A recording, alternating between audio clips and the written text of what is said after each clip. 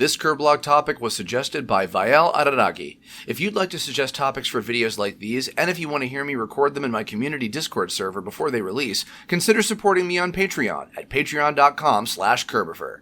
Take a seat, listen to my stories about a bunch of stories. This Kirblog is about my favorite crossovers. This took a little bit longer than I thought because my computer has been on the fritz and in the shop for the last 3 weeks. It's somewhat back to normal as we speak, at least enough for me to be able to record this. So, but funnily enough, my hard drive that has all of my usual Kirblog assets on it is not working, and I'm literally in the middle of trying to see about extracting the data off of it.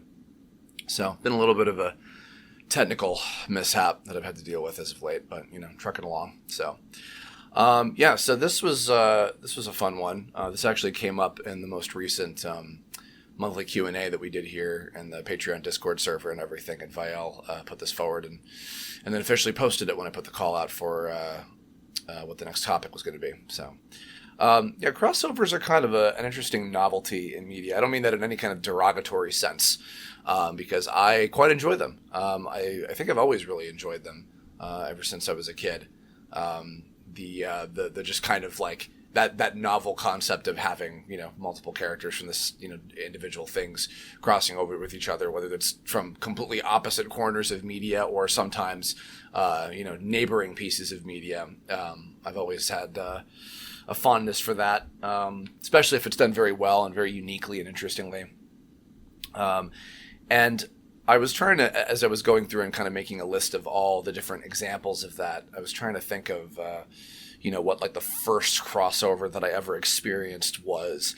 And weirdly enough, when I think back to a lot of the early cartoons that I watched, stuff that would play everywhere, whether it was Nick or Cartoon Network or otherwise, was a lot of the Hanna-Barbera stuff. Specifically, I guess that would have been particularly Cartoon Network, since Turner and all that. But the first one that I can remember going all the way back to my earliest memories of they're having these two things meet together was the Flintstones meet the Jetsons, which I also sadly enough kind of only have very vague memories of, just those little, scenes of the Jetsons dealing with, caveman world and then the Flintstones, having future shock. And, the only real particular scenes I can remember are I think Judy, trying to understand caveman fashion, or whatever. And, I think Barney falling off of because they have in the Jetsons those tall sort of futuristic buildings that are just floating above nothing, and he falls off and then gets caught by something. But I'm oh, was that the first time they actually addressed what's down there? Is there anything down there to begin with? And funnily enough, I guess Hanna-Barbera kind of, I don't want to say set the trend, or maybe they might have, who knows, but they definitely had no shortage of crossover material between, I would catch Wacky Races once in a while with, most of the characters that were not super recognizable to me. I think, if anything, I became more familiar with a lot of those guys over the interstitials on Cartoon Network that they would do where they'd be going to work, a lot of those old kind of commercials and stuff I'm sure people like. But I also remember, and this might have even been perhaps the first time. No, you know what? I think I tell a lie about the Flintstones and Jetsons thing. I think that possibly the first real time that I experienced that was at Universal Studios, specifically because of the Hanna-Barbera ride, where I think it's Snidely Whiplash kidnaps Elroy Jetson, and you're chasing him through this this 3D, kind of world and crossing through all these different Hanna-Barbera cartoons, as a result of that. I'm trying to remember exactly what it was, if I can go back and find the name of it real quick. The Fantastic World of Hanna-Barbera in 1990. Yeah, that would have shed. In fact, that ride would have been new by the time that I went, if I'm not mistaken, because I think that was, I went to Disney World and Universal Studios with my family when I was like 4, I think. So yeah, that would have been a very new ride, only I think a couple years old by the time that I would have gone to that. And I remember being very enamored by just the, the journey of flying. If you've never seen that before, because I think it eventually got replaced by the Simpsons ride, or maybe I can't remember. It got replaced with other things over time. In Universal, so it's long extinct by now. But if you can find some footage of it, which I'm sure it's out there, it's a fantastic ride. In fact, as the name implies. So, but that was also, I think that actually might have been my first, like time that I would have ever gotten to see like characters from separate things being part of the same universe. And I guess it made sense because the styles of Hanna-Barbera cartoons looked so similar to each other that it wasn't like all that jarring to see them, all in the same world or whatever. I was like, oh yeah, no, that makes sense. That checks out. There's nothing weird to me about that. And funnily enough, on the note of Universal, because I think there was even maybe something that I saw down there, maybe in a future visit, but another big, just connecting the Universal thing, because they had Nicktoon stuff there too. Nicktoons were pretty good about crossing over a lot of characters in different ways, between one of those early cases, I think of like the fruit roll-up commercial that had like Doug and Ren and Stimpy and Rocco in it.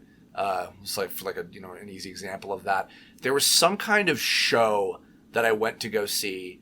Maybe it wasn't at Universal. It might have been one of those like Disney on Ice, like traveling roadshow type things where they had like, people in the big like mascot suits, but it was some kind of Nickelodeon show that I remember they had a bunch of, whatever the Nicktoons were at the time. It was probably like Rugrats and Rocco and Ren and Stimpy and, whatever else would have been new at that time. This is still early 90s for little baby Christopher. But that was quite an event for, little tiny me to actually see, because, when you're suspending your disbelief and not thinking about, it's people in costumes. It's like, no, those are really the characters out on that, hockey rink or whatever the fuck it is, all interacting with each other.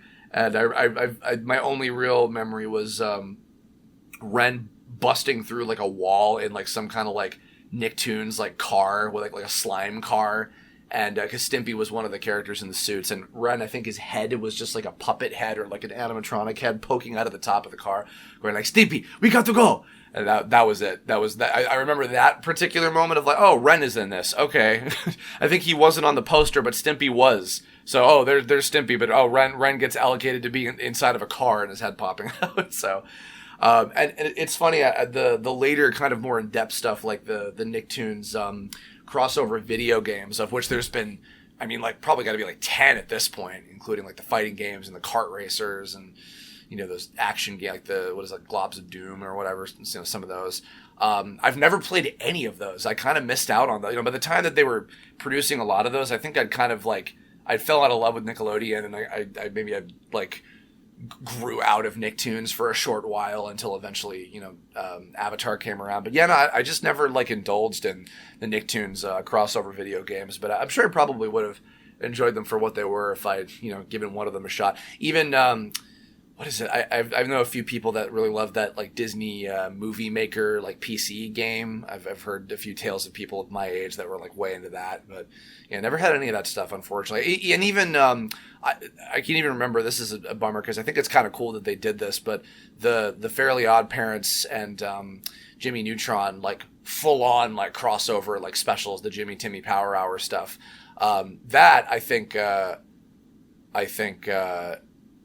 is I got to give a lot of credit to, because I think that's a level of depth in terms of a real proper crossover that I thought was cool. But I was not really watching Nicktoons at that point, and I wasn't a huge Jimmy Neutron fan. I followed Fairly Odd Parents for the first couple seasons when I was watching Nick all the time, but I saw the Jimmy Neutron movie and didn't really watch much of the show, unfortunately.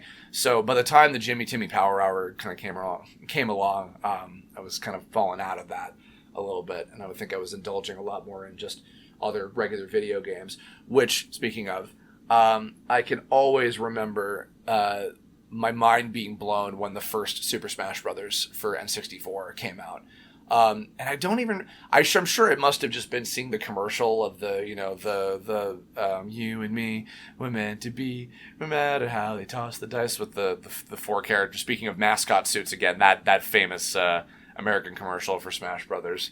I imagine that must, with either that or maybe Nintendo Power, I would have learned about it, from that perhaps. But yeah, that was a day went by for Christopher. And of course then, once the floodgates had opened of, oh my god, these characters really can actually exist in the same universe. Like, that's a thing that can happen. Like, really? Like, oh my god. So that made me feel like, okay, well, maybe, what more could they do with that? And I, when, those of you who maybe have heard of an old concept that I have, from years ago, was called Game Savers. At one point, its name has changed quite a bit. There's still some stuff of it, I think, on my DeviantArt, probably if you go looking back far enough. But that was all based on like the idea of Bowser reforming and becoming part of like a task force and becoming a good guy with some of these other kind of former Nintendo baddies and stuff.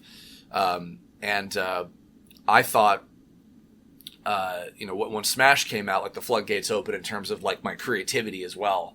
Not even just, I can remember with friends of mine in elementary school already, theorizing, who's going to be in Super Smash Brothers 2? Like what characters would they put in that?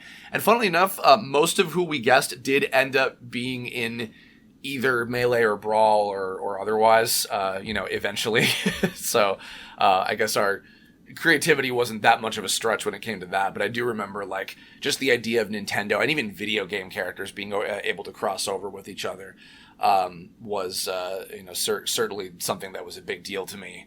And even I remember, I think by the time, this might have been either like late elementary school or maybe early middle school, but I think it was late elementary school, like right at the tail end of it. But I had the idea of, and there's speaking of DeviantArt again, I had a piece of artwork that I did of this to kind of explore this that I did years later, called Clash of the Video Games, which was meant to be like, like a Marvel versus Capcom, or a Project X Zone is probably more of an accurate kind of, a portrayal of that, and we'll get to those in a little while. The idea of it being a three-way crossover instead of just Nintendo characters, it would be Sega and Sony as well. So having Mario, Sonic, and Crash in the same game. But I remember having to go. I did research for just the concept of this. I went to like Blockbuster and tried to look at like what other Sega games are there, what other Sony games are there. Let me see if I can find at least 5 or 6 characters per each, console that I can figure out some kind of way of, having a multitude of characters from each of the different things together so that it would be like an evenly split roster. And turns out that was kind of difficult because Nintendo just kind of like had a surplus of different, like really known game franchises. And it didn't quite feel like Sega and Sony did to me at the time. I knew about Knights and, some of the other characters and stuff, and I knew Crash and Spyro, but I wasn't as avidly familiar with the rest of their libraries. So, and I was always sad that eventually, even by the time Smash Ultimate happened, I was kind of holding out for Crash Bandicoot. I would have liked to have just like, the 3 big mascots from back in the day be able to be in the game together. But, the sad thing is, unfortunately, Crash eventually kind of lost its relevance. And, the remakes and the Crash 4 and all that stuff like did well, which is great, but I mean it didn't stay at the pinnacle level that Mario and Sonic did to, I guess, kind of earn crossing over and doing all that stuff as the years went on, sad to say. But the next one of major significance that was also a huge influence on me in terms of, I think, being really into superhero stories and big teams of characters and and even getting into more kind of serious storylines, particularly for American cartoons at that point, was Justice League. I had seen bits and pieces, just kind of like random stray episodes of the previous shows in what became the DC animated universe that I wasn't even fully aware. I wasn't even thinking about that. I figured like it was quite clear to me, okay, yeah, this is the same Batman and the same Superman from, the previous, animated series that I had caught, random bits of, wherever I had seen them. But Justice League was, I remember very distinctly when that first premiered on Cartoon Network, and it was like later at night, and me not realizing that I guess it was kind of cleverly one of those early cases of Cartoon Network doing a show that like, okay, this could be for, like a little bit of a more mature audience without it being full on like, Adult Swim age type of thing. But just kind of on the cusp of that, because I look back at some of those episodes. I'll still go back and watch random episodes of Justice League here and there, and I look back and I'm like, wow, some of the stuff that they actually managed to get away with, like hot girl, like like spanking Jon Stewart in one episode. I was like, oh my god. Yeah, but that show is brilliant. I think that's and it's funny. I didn't think about the fact that it technically.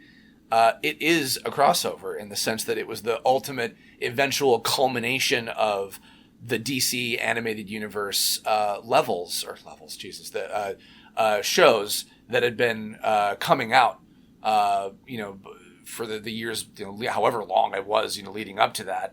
And then the fact that they actually had like storyline payoffs from like, oh, remember this episode of the Superman animated show or the Batman animated series? Here's a little throwback to something specific that happened in one of those, and even my having not been intimately familiar with those shows, the fact that like they had like that level of content, I still appreciated that level of continuity, and the fact that there was like something to that, like that was very cool to me. I really liked, getting invested into that. And also just, that was one of those things where I didn't realize like I wasn't all that interested in Superman, because I didn't really know that it was like the popular thing to be like, oh, Superman's boring because he's too perfect or whatever. But like my first exposure to Superman was him as the leader of the Justice League, where to me, that's where he's feasibly the most interesting. I love that. I think that as the leader of, especially of that specific version of the Justice League and everything with that set of 7 characters, I think he's a fantastic character. So that's a show that I remember being a little bit disappointed by Justice League Unlimited at the time, because I was like, I don't know who some of these other random ass, the Hawk and Dove and Captain Atom and some of these other characters were, and I wasn't as invested into them because I cared more about the original Founding 7. But then as I continue with it, I'm like, oh no, this is actually just as amazing. So that was a good time. And yeah, like I said, that's still a show that I go back, and even though I love Young Justice, I think Young Justice is one of the best animated series ever made, as well. It's arguably even better than Justice League in certain ways, but Justice League I have such like fondness for that I often will go back and rewatch episodes of that more often than I would find myself going back and watching random episodes of Young Justice, because I think that some of those episodic, and even actually, it's funny, even the fact that they designed a lot of those episodes to be almost, I learned by that point that, most like live action shows are, at least dramatic shows, are hour-long episodes. They're not half hours like most animated shows are. But I realized that most of Justice League, they were designing the stories in that series to be as if they were hour-long, sort of like singular episodic stories, because they would have the Royal Flush Gang as an example, and some of that kind of stuff, where those were they were almost always 2-parters, or sometimes even 3 or 4-parters. So it seemed like they designed it like with a little bit more of a long form kind of bit of storytelling in mind compared to the previous series that they had done, as far as I know anyway. So I thought that was really cool, and that was by the time I was getting really big into anime too. So the serialized storytelling and everything, and getting an American show that would do that, which was kind of rare at the time, but still episodically split off enough that it worked in that sense. So yeah, that was a big one for me. And then it was still a lot of video games were kind of like taking the reins in terms of that. Melee had come out by then. I did play a little bit of Soul Calibur 2 at a friend's house. I thought the whole thing with the 3 different consoles having different characters that would be exclusive to each one, with Heihachi from Tekken and Spawn and Link in each of those. I thought was kind of a cool idea. I had obviously only played the fucking the Nintendo the GameCube version because that was what I had and that's what my friend and I had at the time. So I missed out. I never actually got to play any of the other versions and actually see much of the Heihachi and Spawn in action, to be honest. But I did think it was cool that was like a thing that was kind of happening more and more often with video games. And then on a bigger note, I wouldn't play a whole lot of arcade games like on a consistent basis, but one that I really enjoyed, and I'm sad to say I haven't played much of any of the others that came after that, even the ones before this, like X-Men Children of the Atom or X-Men vs. Street Fighter. But Marvel vs. Capcom 1 and 2 I was way into. I remember I played the first one quite a bit at arcades. Would always pick Mega Man, and my usual trio for 2 was Mega Man, Strider Hiryu, and Morrigan. It was those 3. And I would pretend they were my balancing act characters, of course, because I was a dork like that. But yeah, I played the first one at arcades quite a bit, and I played it also on a friend's Dreamcast, because that was a Sega console that I missed out on, unfortunately.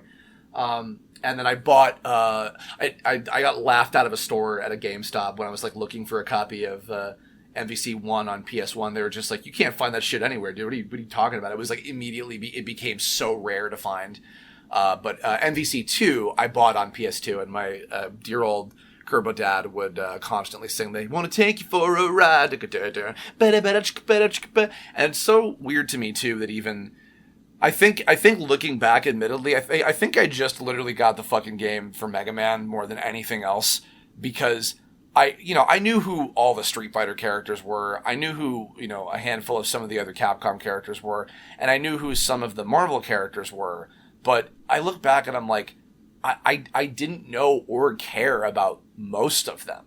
And now the super irony, and I'll get to the MCU a little bit later in the discussion, but now I think I actually am more intimately familiar with the Marvel characters than I am with the Capcom characters, like overall, because most of those I hadn't actually played.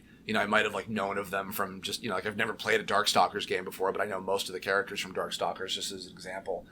But when it came to Marvel, I mean, like I'd seen Spider-Man and X-Men by that point, but not any really of the other stuff. I just vaguely was like, oh yeah, the Incredible Hulk, and oh yeah, and Iron Man and Captain America, I guess. But I'm like, I didn't know who Thanos was, or a lot of these other characters, and now because of all the movies and everything, now I'm very intimately familiar with them, at least because of the cinematic universe versions of them anyway. So kind of an irony with that, but yeah, I played MVC2 quite a bit.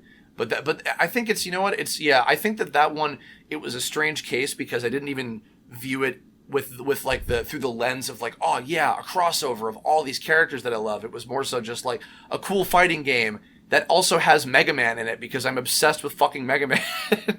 And like all these other characters, it was more of just like, yeah, that's cool, but it's more of like an afterthought, I guess, if anything else. Now that I look back on that, so. And kind of on a very even more ironic note, another one like that was there was a game.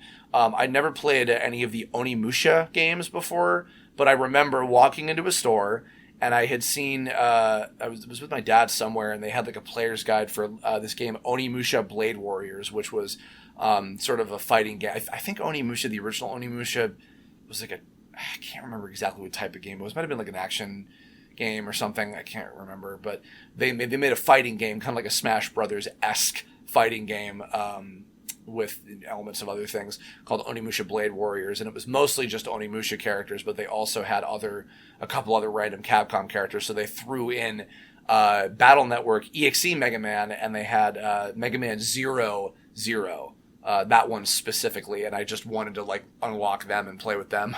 That was the whole entire point of that. And I remember being kind of weirded out and disappointed by some of their voices at the time as well. Yeah, so going through a lot of those games and everything. And then, because, it's funny, so many of these things were Capcom specifically. And Namco, I guess in the case of Soul Calibur, if I'm not mistaken. But it's funny because I do remember quite distinctly, and this is so ironic because, of course, it's a game I've never played because it never came out over here, and I never even played the fan translation. I remember being enamored by the animated trailer for Namco Cross Capcom, which just looked so fucking cool to me. When, you know, the couple original characters like Arisu and Xiaomu, and that initial the Brave New World song that went over I must have watched that 1,000 times, and all the gameplay trailers that they had for it and showing off all these different characters. I mean, oh my god, they've got, you know, Tron Bonne and all these different guys. I don't know who half of these dudes are, but they look really cool. I think that's how I learned about Klonoa for the first time, because Klonoa was in there. So just going through, you know, those games and et cetera, just following like the development process and the release of that game, and then to find out eventually, like, oh, it's not even coming out over here. I wonder, that might have been early YouTube by the time that the trailer for that game was coming out, I think. I can't quite remember for sure, but that would probably check out in terms of being more easily accessible, like just being able to see videos of shit, you know, wherever. But I thought that was super cool. I love that song. I still go back and I'll watch the trailer of that. I think it's funny because it's such a cool, like, anime opening in a certain sense, like just that whole that animated intro sequence and everything, the 2D animated thing and all that stuff. And it took me a while to realize, speaking of Project X Zone earlier, that I didn't realize that was kind of a spiritual successor to Namco Cross Capcom, but they added Sega into the mix as well. I wasn't totally aware that was the case, and so that made it like even cooler to then see, like, oh, okay, it's like, you know, that's they expanded that sense of crossover even more, and then I think they even threw a few Nintendo characters in there, if I'm not mistaken, as well. So I'm kind of bummed that I never went and actually like tried those games, because I wonder if I would have really enjoyed them. They looked cool. The sprite art and the animation was gorgeous. I don't know if the story was all that interesting. I know they had the Namco Cross Capcom, like, original characters thrown in there as well.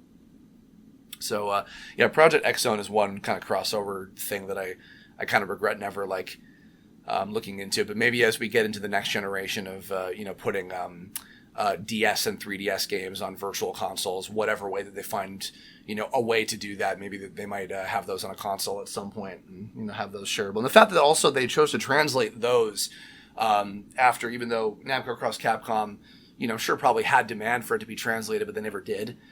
Maybe that was enough for them to be like, yeah, we'll localize, you know, the Namco Cross Capcom games, or the Project X Zone games at some point. So I've realized I think it's Project Cross Zone, and I've been saying it wrong the whole time, so I'm an idiot, forgive me.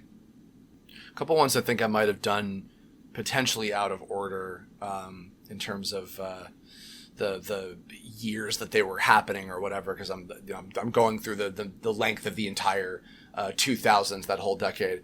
Of course, going back a while ago, the Dragon Ball and Dr. Slump crossover episodes, which again was another case of it wasn't really a novelty of crossing over with these other thing. I think I vaguely had an understanding that it was the comic that Akira Toriyama, rest in peace, had done prior to Dragon Ball, but it was just another batch of episodes of Dragon Ball in my eyes. That's really all I, you know, had seen it as. And then when it came to what else?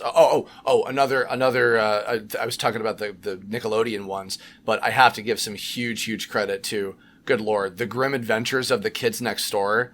Such a good crossover special. Like, the fact that it was fully owning the fact that it was like almost like a weird, like, fanfic type thing, and they, like, completely owned that. Like, I just remember, like, as I was watching it, I'm like, okay, they know exactly what they're doing with this. They know that this is, like, kind of hokey and ridiculous, and, like, you know, is a forced circumstance of, like, you know, this is only happening because it's a funny crossover, you know, kind of cool idea. And then they really played with that in a way that just, like, leaned fully into the silliness of it, and that made it very fun. Even, like, you know, the Delightful Reaper, the Assimilate, it's like, of course, this is like a fanficky, you know, kind of villain, you know, character of, like, you know, merging two different things together in that sense. Yeah, I should go back and rewatch that again because I remember it the last time I'd seen it, which was probably many years ago. Like I remember it still held up pretty well, and a lot of the situations that they put the characters in, and of like Nigel pretending to be Billy and failing miserably at it, or Mandy like taking over the kids next door because she's a fucking tyrant. A lot of that stuff was very well. It just everything felt very on brand, and of course also the couple of little cameos of the Ed and Nettie gag at the very beginning, and the Powerpuff Girls being thrown in for like 2 seconds, and even just the acknowledgement that the Powerpuff Girls were also in the same universe. Like, yeah, I think that was one of the, because that was right before Fusion Fall happened, and I think that it was definitely okay. Yeah, it was, I believe, well after the famous Bleed Man. What's it called? The Powerpuff Girls doujinshi that kind of took the internet by storm. It was definitely after that, if I'm not mistaken. But I believe it was before Fusion Fall, where like that was the and then like Punch Time Explosion or whatever that other kind of crap was. And now we have multiverses, which is beyond just Cartoon Network. But so many of the Cartoon Network characters that I remember that were like the big ones for me, they're barely even represented in that anyway. So. But yeah, that's special. The Grim Adventures of the Kids Next Door was a lot of fun. There were a lot of other crossovers kind of happening throughout that time that, from afar, I'd appreciated but never actually experienced myself. I remember the Crash and Spyro. What is that, like Crash Purple and Spyro Orange version or whatever the fuck that was. The platformers where they had the two of them crossover. I thought, yeah, that seems like something that would make sense, that I guess people probably would have been wanting for a long time, was specifically Crash and Spyro because of them being like, neighboring franchises. And then, if anything, I'm surprised they didn't really do a Jack and Daxter and Ratchet and Clank one like that at some point. That would have been such a like no-brainer type of thing to do as a follow-up. There was I've embarrassingly, I've never seen in full other than the famous fight scene between Peter and Homer. I've never seen the Simpsons Family Guy crossover before. I remember I wanted to just again for the novelty. I didn't really grow up watching a whole lot of Simpsons, and I had been long out of Family Guy by that time. But I thought, I could see this at some point, but I've only seen little bits and pieces of it. And to see the differing humor styles of the two shows. And of course, Yukino Joe's cartoon about it. And then there was Dissidia, Final Fantasy, which even having, Final Fantasy in general was something that I mostly admired from afar. Even now, I still haven't really played any actual Final Fantasy games in depth. Even earlier this year, I was kind of going through and watching playthroughs and videos of all the Final Fantasy VII remake and rebirth stuff. Experiencing all that as a movie instead of actually playing it, unfortunately, sad to say. But I thought it was really cool that they would have, like one good guy and one bad guy from every numbered Final Fantasy game. Like that was such a cool concept. And I didn't know until way later with, with Digino Gaming, that it was originally going to be a Kingdom Hearts kind of open 3D fighting game like that, which could have been cool. But I actually think that it was even as someone who's more of a Kingdom Hearts fan than I am a Final Fantasy fan, I think it was a better concept that they went with having it be a Final Fantasy crossover game to pay tribute to all those characters and have them fully 3D animated and voiced and everything. And they got I remember being really impressed by how much of an all-star cast the game was, both in English and Japanese, in terms of a lot of the people that they got to play those characters and everything. I remember Chris Sabat was talking about how I think he was offered Garland from Final Fantasy I specifically because they had the same actor as Alex Louise Armstrong from FMA. And I thought, that's kind of cool. And it seemed like Square back in the day, they were making casting choices like that quite a bit, where they would have the American voice actor be sort of an equivalent of some other role that the Japanese actor had played to kind of capture that same sort of feel or something, which was kind of neat. So Dissidia was pretty cool. Lego Dimensions was something that I thought was kind of interesting. I don't know if that really would have been my cup of tea, but just to see the amount of insane shit that they could get for that game, because this is before Fortnite, if I'm not mistaken, too, or even like the earliest version of what became Fortnite, where, you know, there's no rules to what you could possibly get in there. Oh, I'm an idiot. I'm forgetting about a very, very, very important one. I didn't even list this when I was making my little outline for the topic. The Shonen Jump crossover stuff. Oh my god.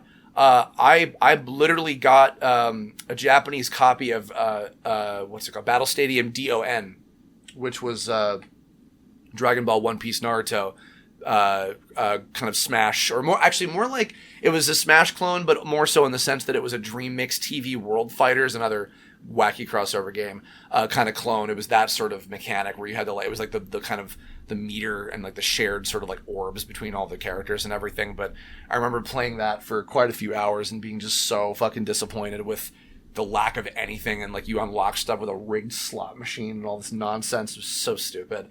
And I'm sad to say that I missed out on the better stuff, which were Jump Superstars and Jump Ultimate Stars, which I know did get released over here, but I never like ended up getting. I think I couldn't find them at the time. But I know that those games were fantastic. I would have loved to actually try those.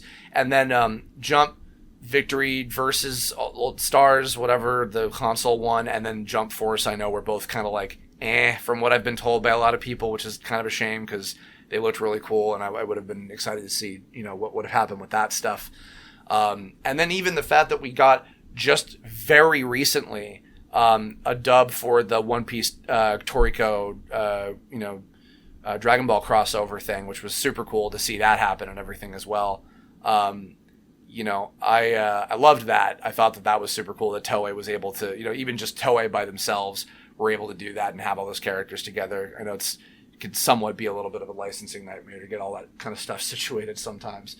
And it's so ironic. We still haven't had that yet, but we live in an era where now it's more possible than ever to get an English dub of a Shonen Jump crossover game, because now with like remote recording, it's like you could just get everybody. If you wanted to actually go that route, you could genuinely just get everybody to come back and do it, which is so bizarre to think about. But and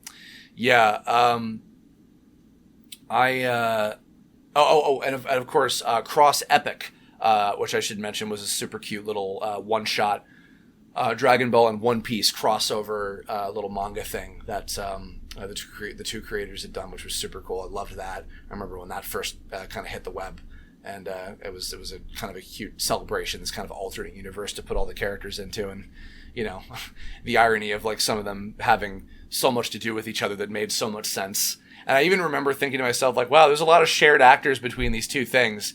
And then I also realized, like, by the time that they did the One Piece the One Piece Dragon Ball and Toriko crossover episode, I'm like, who's talking right now? Because this could be either Usopp or Krillin, or this could be, either Piccolo or Zoro kind of thing.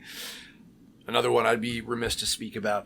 I think the only time I'd ever actually tried any of the Sega All-Stars crossover things was maybe at like New York Comic Con. They were demoing one of the Sonic and Sega All-Stars racing games. I think it might have been Transformed, or it might have been the original one. I can't remember exactly, but I played a little bit of that, and I was like, oh, this is actually pretty cool, but never bought it, and I never tried the All-Stars Tennis or any of that kind of stuff.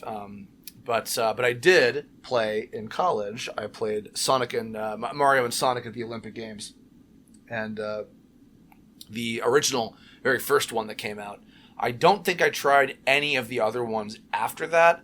I was just looking at like a playthrough of the Tokyo Olympics one that they did like a few years ago, which had an actual like story mode and everything, which I thought was kind of cute. And it's so funny to see like over the course of since they did those, how like the Mario and Sonic like characters that were in both, how all their voices changed at least once. Or the grand majority of them anyway.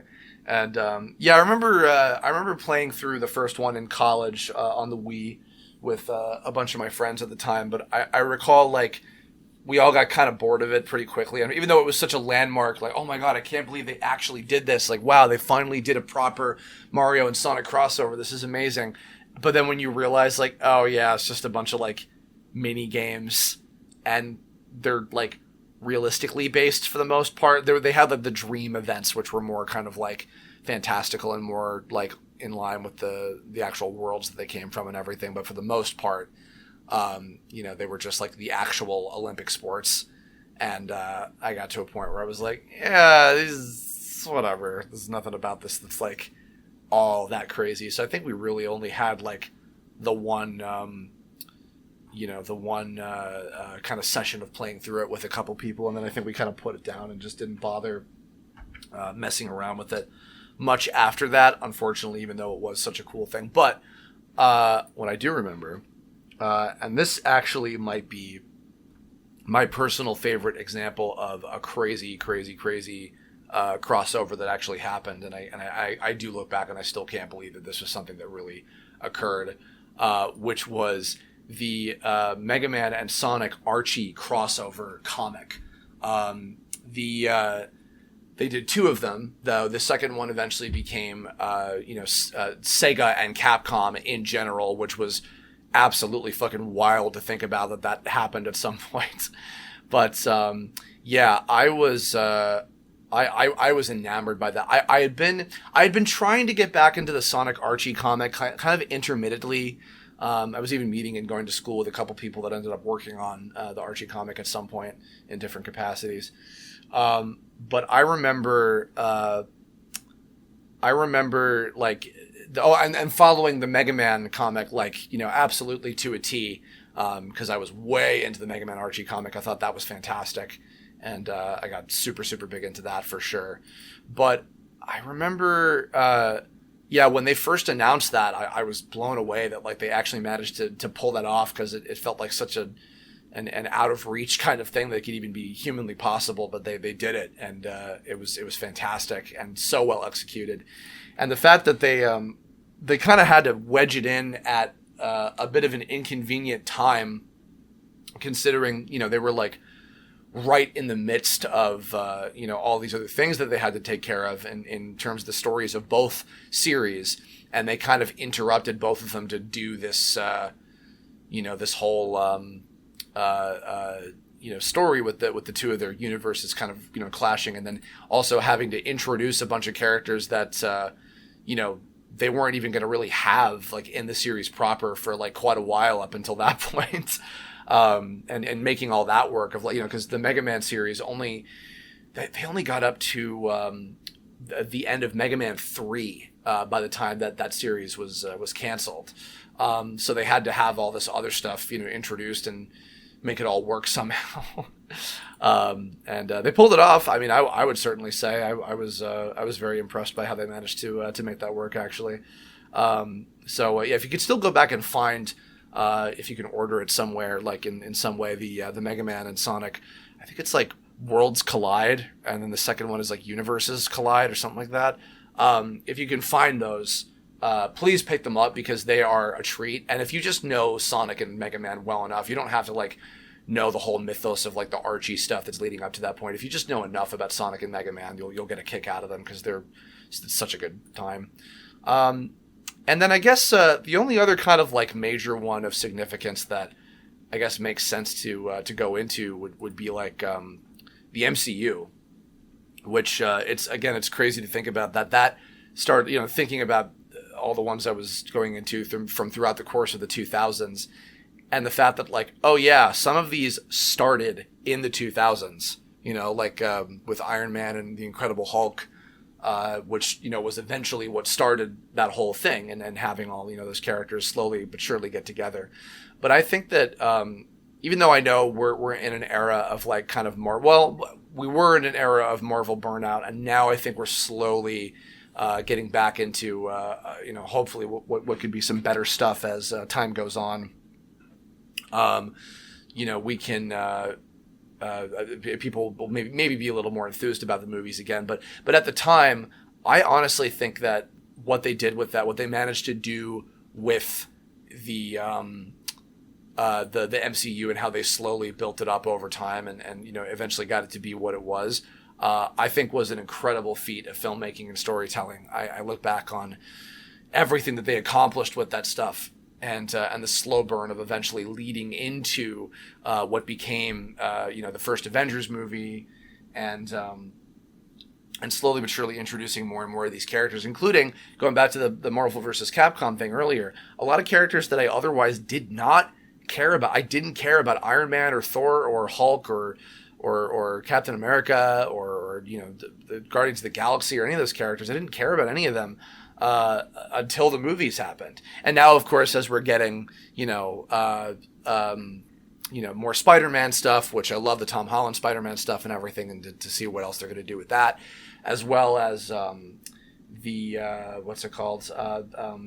new X-Men stuff that I'm sure that they seem to be slowly but surely building towards as well, with a lot of this multiverse shit and everything that's, all that. No, I think it's super cool. I do still have it appreciated. And, I am still somewhat trying to follow the movies. Sometimes I'll catch up with them on flights somewhere. That's an easier way if it's, some of the ones that I wasn't all that interested in seeing, in theaters, but maybe I'll watch them on a plane or something. Some of those, but, so the MCU, I know, like at the time that I'm doing this, it's still kind of like coming out of an MCU, Marvel movie burnout a little bit, but that is a sense of crossover over a very, very long period of time that I do still have like a massive appreciation for, that they managed to do a lot of really impressive things with over the course of 20 years basically. So or close to it. I think, is it 20 years? Yeah, it's getting there. It's not quite there, but it's definitely getting there. Like, good fucking lord to think back about that. And now we have Robert Downey Jr., back again as Dr. Doom. And, probably by the time that he's, in the midst of doing that in the next set of movies, for fuck's sake, I mean, he's probably, it's going to be 20 years since the first Iron Man by that point, which is insane to fucking think about. So, yeah, and I guess, in today's day and age, it's become a thing of normalcy for crossovers to happen, more than ever. I watch my friends play Fortnite quite a bit, where it's not even surprising to me anymore, what characters, show up. I think I literally made an offhanded bet, because I've never played Fortnite, but I was like, you know what? If they add the 4 guys from King of the Hill in Fortnite, I will play. Like, that will be like my bet, because it's just so ridiculous and anything could happen, but it's just like, could happen, but could not happen, maybe like just kind of on the cusp of that I'm like, sure, that's a safe enough bet, I guess, to be able to throw that out there. If anything, I'm even just kind of shocked that One Piece isn't in there yet. I would have kind of expected that they would, or that it even took this long for Trunks to be included, and as kind of an afterthought after the androids. So that was a little funny, but those are a whole bunch. I'm sure there are probably many more that I've forgotten. But I would love to hear from y'all in the comments below about some of your favorite crossovers. And other ones that I had mentioned that you agree with, that were some of your favorites, or ones that I hadn't mentioned that like should have been so quintessential that I didn't think to include or whatever. I'd love to know about even more of them. And maybe there's other ones that you might recommend, whether they be games or movies or shows or books or comics or whatever. I'd love to learn about some more ones at some point. And I think it's cool that like it's become seemingly easier than ever to do that kind of thing, so that which I guess maybe to some extent maybe makes it feel a little bit less special when it gets to happen so easily. But at the same time, it's just like, it's so indulgent. The novelty of crossovers are so indulgent that after a while, it's just like, whatever. It's just cool that these characters get to be together in the same space, and especially when they get to actually interact with each other. Like even multiverses, which I'm not playing, but actually hearing the characters talk with each other in that sense is super cool. So that magic kind of still hasn't died either. So, but So thanks a bunch, everybody, for listening to this one. Once again, if you want to suggest Kirblog topics, check out my Patreon. We're literally recording the current one with some folks in the Discord chat right now, and you can join our server if you want. And I'm sure hopefully my computer will be back to normal enough that by the time September rolls around, which I feel like I'm going to blink and it's already going to be here. But honestly, I want this summer to be over because it's been so ungodly hot. There's been so many horrible things happening. with just the world and with people that I know and just life and everything. So I would love for the summer to just be at its end already and not be dying out in the heat at this point. But yeah, thanks a bunch for listening. I'll catch you on the next one, and have a great one. Take care, everybody.